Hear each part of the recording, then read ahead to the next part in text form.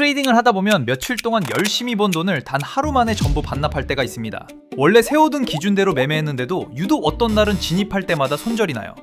이럴 때 대부분의 사람들은 자신의 전략이 더 이상 통하지 않는다고 생각합니다. 그런데 전략은 모든 차트에서 수익을 내는 치트키 같은 게 아닙니다. 특정한 움직임이 나올 때만 우위를 가질 수 있는 규칙에 가까워요. 그래서 어제 수익을 냈던 전략도 오늘 시장의 움직임이 달라지면 손절이 반복될 수 있어요. 그러니까 문제는 전략 자체가 틀린 게 아니라 그 전략을 언제 사용해야 하는지 구분하지 않은 데 있을 수 있다는 거죠. 반대로 생각해서 장이 열리기 전에 오늘 시장의 상태부터 구분할 수 있다면 불리한 거래는 미리 걸러내고 수익이 날 가능성이 높은 자리만 골라서 진입할 수 있게 됩니다.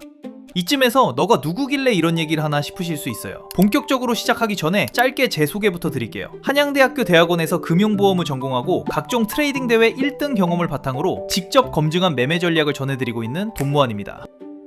돈무한 채널을 만든 지 얼마 안 돼서 제 영상을 처음 보시는 분들이 대부분일 텐데요. 제가 이 채널을 만든 이유는 명확해요. 8년 전에 맨땅에 헤딩으로 시작했을 때는 진짜 고수들은 대체 무슨 생각을 하고 어떤 근거로 타점을 잡는지 제대로 알려주는 사람이 한 명도 없었어요. 누가 미리 알려줘서 이 시행착오만 피해갔어도 내가 그 고생은 안 했을 텐데 하는 아쉬움이 늘 있었습니다. 그래서 이 채널에서는 제가 8년 동안 시장에서 구르며 깨달은 진짜 노하우들을 전부 풀어보려고 합니다. 제가 말주변은 조금 부족할지 몰라도 여러분 계좌를 바로 수익으로 돌려놓을 실전 인사이트만큼은 그 누구보다 쉽고 명확하게 전해드릴 예정입니다. 구독 한 번씩 눌러주시고 지켜봐 주시면 결과로 증명하겠습니다.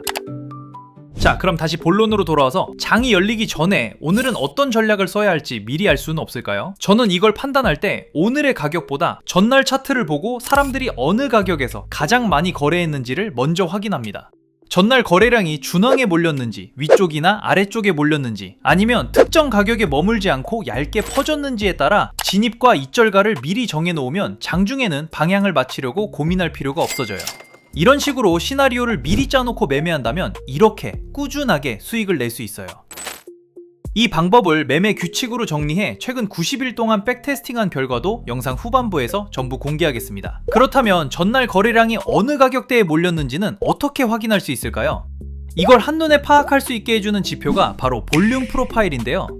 이름은 조금 어렵게 느껴지지만 원리는 아주 간단합니다. 우리가 평소에 보는 거래량은 차트 아래 이렇게 세로막대로 보이죠? 이 기본 거래량을 보면 언제 거래가 많이 이루어졌는지는 알 수 있습니다. 그런데 어느 가격대에서 사람들이 가장 많이 사고 팔았는지는 이것만으로는 알 수가 없어요. 그래서 차트 아래에 있던 거래량을 가격 옆으로 눕혀서 보는 겁니다. 기본 거래량이 하루 중 언제 많이 사고 팔았는지를 보여준다면 볼륨 프로파일은 사람들이 어느 가격에서 가장 많이 사고 팔았는지를 보여주는 겁니다. 자, 여기 보시면 막대가 길수록 그 가격에서 거래가 많이 이루어진 거고, 막대가 짧으면 그 가격대에서 거래가 상대적으로 적었다는 뜻입니다. 이렇게 가격마다 거래량이 얼마나 쌓였는지를 보여주는 게 바로 이 볼륨 프로파일이에요. 여기까지는 지표의 기본 설명이고요. 실전 매매에서 중요한 건 막대 하나하나가 아닙니다. 전체가 어떤 모양으로 쌓였느냐예요. 가운데에 몰렸는지, 위쪽이나 아래쪽에 몰렸는지, 아니면 전체가 길고 얇은지를 볼 겁니다. 원리는 간단하지만 실제 차트에 적용하려면 먼저 해결해야 할 두 가지 문제가 있습니다. 첫 번째는 트레이딩뷰에서 전날 정규장마다 볼륨 프로파일을 자동 표시하려면 트레이딩뷰 유료 플랜이 필요하고, 직접 그리는 방법도 있지만 더 큰 문제는 따로 있어요. 같은 차트를 보더라도 누군가는 가운데에 거래량이 몰렸다고 보고 누군가는 위쪽에 거래량이 많이 쌓였다고 판단할 수 있다는 겁니다. 모양을 다르게 판단하면 기다려야 할 방향부터 진입과 이절 가격까지 전부 달라지겠죠. 결국 이 전략에서 중요한 건 볼륨 프로파일을 그리는 것보다 누가 보더라도 매번 같은 기준으로 모양을 구분하는 겁니다. 그래서 전날 뉴욕 정규장만 항상 같은 설정으로 계산하고 볼륨 프로파일의 모양과 오늘 사용할 기준선까지 차트에 바로 표시해주는 PBD 거래량 지표를 제작했습니다. 볼륨 프로파일을 처음 보시는 분들도 지표에 표시된 모양과 기준선을 확인한 뒤 잠시 뒤 알려드릴 규칙만 그대로 적용할 수 있게 만들었어요. 이 PBD 거래량 지표는 고정 댓글에 신청 링크를 남겨두겠습니다. 필요하신 분들은 댓글에 지표 신청이라고 달아주신 뒤에 링크 누르셔서 신청해주시면 무료로 전달해드릴게요. 자, 이제 지표를 켜시면 이 화면이 나올 거예요. 전날 볼륨 프로파일이 자동으로 그려지고 모양과 기준 가격도 화면에 같이 표시됐죠? 여기서 한 가지는 꼭 기억해야 합니다. 오늘 장중에 만들어지고 있는 볼륨 프로파일은 사용하지 않을 거예요. 왜일까요? 아직 장이 끝나지 않은 상태에서는 거래가 어디에 더 쌓일지 알 수 없기 때문에 지금 가장 거래가 활발한 가격도 장이 끝날 때는 다른 곳으로 바뀔 수 있습니다. 그렇게 기준 가격이 계속 바뀌면 진입과 입절 계획도 계속 수정해야겠죠? 그건 미리 세운 전략이 아니라 움직이는 가격을 뒤늦게 따라가는 것과 같습니다. 그래서 우리가 사용할 건 더 이상 모양과 기준 가격이 바뀌지 않는 어제 정규장이 끝난 뒤 완성된 볼륨 프로파일입니다. 뉴욕 정규장은 한국 시간으로 밤 10시 30분부터 다음날 오전 5시까지이고 서머타임이 끝나는 기간에는 1시간씩 늦어진다고 보시면 됩니다. 이 시간이 끝나면 전날 볼륨 프로파일이 완성되고 그걸 다음날 차트까지 그대로 연장해서 사용합니다. 먼저 가장 기본이 되는 모양부터 보겠습니다. 어제 나스닥 정규장의 볼륨 프로파일을 보면 가운데가 두껍고 위아래로 갈수록 얇습니다. 모양이 알파벳 D와 비슷하죠? 이런 형태를 알파벳 D 모양의 볼륨 프로파일이라고 부릅니다. D 모양은 쉽게 말하면 전날 가격이 횡보한 겁니다. 차트를 보시면 가격이 하루 종일 이 박스 안에서 왔다 갔다 했어요. 박스 위쪽에서는 지금 나스닥이 비싸다고 보는 사람들이 팔고 아래쪽에서는 싸다고 보는 사람들이 사면서 가격이 다시 박스 안쪽으로 돌아왔습니다. 반면 가운데에서는 사려는 쪽과 팔려는 쪽이 비슷하게 맞서면서 가격이 가장 오래 머물렀어요. 그렇게 가운데 지점에 거래량이 두껍게 쌓인 겁니다. 여기서 볼 건 딱 세 가지예요. 가격 옆에서 가장 길게 나온 막대는 전날 가장 많은 거래가 이루어진 가격이고 이 중심 가격을 포인트 오브 컨트롤, 줄여서 POC라고 부릅니다. 그리고 전날 거래가 많이 몰린 구간을 하나의 박스로 표시하면 위쪽 끝과 아래쪽 끝이 생기겠죠? 이때 위쪽을 VAH, 아래쪽을 VAL이라고 하는데 정확한 이름을 외울 필요는 없고요. 잠시 뒤 이 두 경계를 매수와 매도 진입선으로 사용할 것이기 때문에 위쪽과 아래쪽만 구분하시면 됩니다. 여기서 하나만 생각해 볼게요. POC는 거래량이 가장 많이 쌓인 곳이니까 가장 좋은 진입 자리일까요? D 모양에서는 오히려 반대입니다. 전날 가격이 횡보하면서 가운데의 거래가 가장 많이 쌓였기 때문에 다음날 가격이 위나 아래로 벗어나도 다시 가운데 POC로 돌아오는 경우가 많거든요. POC가 가격을 끌어당기는 자석 역할을 하는 겁니다. 그렇다면 이제 어디에서 진입해야 하고 어느 가격까지 움직였을 때 수익을 확정해야 할까요? 지금부터 실제 차트를 보면서 진입과 입절 그리고 계획이 틀렸다고 판단할 손절 기준까지 하나씩 정해보겠습니다. 차트를 보면 어제 장이 끝나고 D 모양의 볼륨 프로파일이 완성됐고 오늘 진입할 위아래 경계선과 입절 목표인 가운데 POC를 표시했어요. 계획은 이렇습니다. 가격이 아래쪽 진입선까지 내려오면 매수로 진입하고 위쪽 진입선까지 올라온다면 매도로 진입할 겁니다. 어느 쪽이든 입절 목표는 가운데 POC로 설정하고요. 손절은 간단합니다. 매수라면 전일 저점 아래, 매도라면 전일 고점 위에 손절을 둡니다. 앞에서 D 모양은 가격이 박스 안쪽으로 돌아와 가운데 POC로 향하는 움직임을 노린다고 했죠? 그런데 전일 저점이나 고점이 뚫리면 박스 안으로 돌아온다는 계획도 틀린 것으로 보는 겁니다. 이제 장이 열리고 가격이 아래쪽 진입선으로 내려오네요. 이럴 때 조금만 더 내려오면 선에 닿을 것 같아도 절대 미리 들어가지 않습니다. 자, 그리고 가격이 아래쪽 진입선에 닿았어요. 하지만 선에 닿았다고 바로 진입하는 건 아닙니다. 오늘 이 선에 몇 번째로 닿았는지를 확인해야 해요. 정해둔 선에 오늘 처음 닿았을 때만 진입하고 두 번째 터치부터는 진입하지 않습니다. 처음 닿은 뒤 가격이 충분히 반등하지 못하고 곧바로 같은 선까지 다시 내려왔다면 그 선에서 나온 첫 반응을 믿기 어렵습니다. 자, 지금이 오늘의 첫 번째 터치니까 계획대로 매수해 볼게요. 목표는 가운데 POC, 손절은 미리 정해둔 전일 저점 아래입니다. 매수한 뒤 가격은 아래쪽 경계를 깨지 않고 반등했습니다. 그리고 가운데 POC까지 올라오면서 미리 정해둔 목표까지 도달했어요. 우리가 장이 열리기 전에 세운 계획대로 아래쪽 경계에서 매수하고 가운데 POC에서 입절한 겁니다. B 모양은 아래쪽 경계에서 매수, 위쪽 경계에서 매도하고 입절은 가운데 POC에서 한다. 이게 끝이에요. 지금까지 본 D 모양은 위와 아래 양쪽에서 모두 진입 기회를 찾을 수 있었습니다. 그런데 거래량이 가운데가 아니라 한쪽에 몰리면 전략도 완전히 달라지는데요. 먼저 거래량이 위쪽에 몰린 P 모양부터 보겠습니다. 아래쪽은 가늘고 위쪽이 둥글게 부풀어서 알파벳 P와 모양이 비슷하죠? 이런 형태를 알파벳 P 모양의 볼륨 프로파일이라고 부릅니다. 이 모양을 해석하면 가격이 올라간 뒤에도 위쪽에서 거래가 계속 이어진 날이에요. P 모양이 나온 다음 날에는 매도보다 매수를 먼저 고려합니다. 그런데 위가 두껍다고 다음날 무조건 매수로 진입하는 건 또 아니에요. 자, 여기 겉모습이 비슷한 P 모양 두 개가 있습니다. 볼륨 프로파일만 보면 둘 다 매수로 진입해도 될 것처럼 보이죠? 겉모습은 비슷하지만 실제로 거래할 수 있는 건 하나뿐이에요. 둘을 가르는 기준은 어제 종가가 어디에서 마감했느냐입니다. 먼저 전날 고점과 저점의 가운데에 선을 하나 그어볼게요. 왼쪽은 종가가 이 중간선 위에서 끝났고 오른쪽은 이 중간선 아래까지 밀렸어요. 앞에서 P 모양은 가격이 상승한 뒤에도 위쪽에서 거래가 계속 이어진 날이라고 했죠.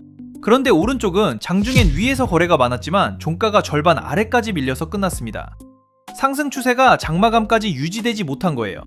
그래서 오른쪽은 건너뛰고 종가가 중앙선 위에서 끝난 왼쪽의 경우에만 매수 진입을 고려합니다.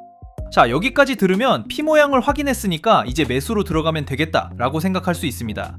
하지만 지금까지 정한 건 매수 방향일 뿐이에요. 방향을 맞히더라도 너무 높은 가격대에서 들어가면 손절이 먼저 나갈 수 있습니다. 이제 방향이 아니라 실제로 들어갈 가격을 정해보겠습니다. 매수 진입 자리는 오늘 가격이 어디에서 출발했느냐에 따라 달라집니다. 자, 여기 위쪽에 거래량이 두껍게 뭉친 구간이 보이시죠? 이 구간을 하이 볼륨 피크, 줄여서 HVP라고 합니다. P 모양에서는 HVP의 위쪽 경계와 가운데 POC 이 두 선을 매수 진입 기준으로 사용합니다. 오늘 가격이 어디에서 시작하느냐에 따라 둘 중 어떤 선에서 진입할지가 정해져요. 판단은 세 가지입니다. 첫 번째, 가격이 HVP 위에서 시작했다면 위쪽 경계까지 눌렸을 때 매수로 진입합니다. 두 번째, HVP 안에서도 POC 위에서 시작했다면 가운데 POC까지 눌렸을 때 매수로 진입하고요. 세 번째, POC 아래에서 시작했다면 그날은 매매하지 않습니다. 정리하면 간단합니다. 가격이 POC 위에서 출발한 날에만 눌려 내려오면서 처음 만나는 기준선에서 매수로 진입하는 겁니다. 이때 손절은 HVP의 아래쪽 경계 밑에 설정합니다. 아까 HVP는 거래량이 두껍게 쌓인 구간이라고 했죠. 그런데 가격이 이 구간 아래까지 내려가면 매수 근거로 삼았던 거래 구간을 완전히 벗어난 것으로 보는 겁니다. 다음으로 이절 목표는 전일 고점입니다. 자, S&P 500 미니 선물 5분봉 차트입니다. 가격이 HVP보다 위에서 출발했으니 이날 매수로 진입하는 위치는 HVP의 위쪽 경계입니다. 가격이 HVP의 위쪽 경계로 눌려 내려오지만 정확하게 선에 닿기 전까지는 아직 진입 조건이 충족된 게 아닙니다. 자, 가격이 위쪽 경계에 처음 닿았네요. 계획대로 매수로 진입할게요. 매수한 뒤 가격은 HVP 아래쪽으로 이탈하지 않고 반등했어요. 그리고 전일 고점까지 올라오면서 이절로 마무리했습니다. 이제 다음으로 B 모양의 볼륨 프로파일인데요. B 모양은 새로 외울 게 없어요. 방금 배운 P 모양을 위아래로 뒤집으면 끝입니다. 전날 가격이 아래로 내려간 뒤 아래쪽에서 거래가 계속 이어졌고 장이 끝날 때까지 가격이 아래쪽에 머문 모양이에요. 그래서 P가 첫 눌림 매수라면 B는 첫 반등 매도입니다. 종가도 반대로 전날 범위의 절반 아래에서 끝난 날만 거래하고요. 진입 기준 역시 P 모양을 반대로 보면 됩니다. 가격이 HVP 아래에서 시작했다면 HVP의 아래쪽 경계에서 매도하고 HVP 안에서도 POC 아래에서 시작했다면 POC까지 반등했을 때 매도합니다. 반대로 POC 위에서 시작했다면 그날은 매매하지 않는 겁니다. 손절은 HVP의 위쪽 경계 위에 두고 익절 목표는 전일 저점입니다. 가격이 정해둔 매도 자리에 처음 닿았을 때 계획대로 매도로 진입했습니다. 진입한 뒤에 가격은 HVP 위쪽으로 올라가지 못하고 다시 밀렸어요. 얼마 뒤 가격은 아래쪽에 있던 전일 저점까지 내려오면서 미리 정해둔 익절 목표까지 도달했습니다.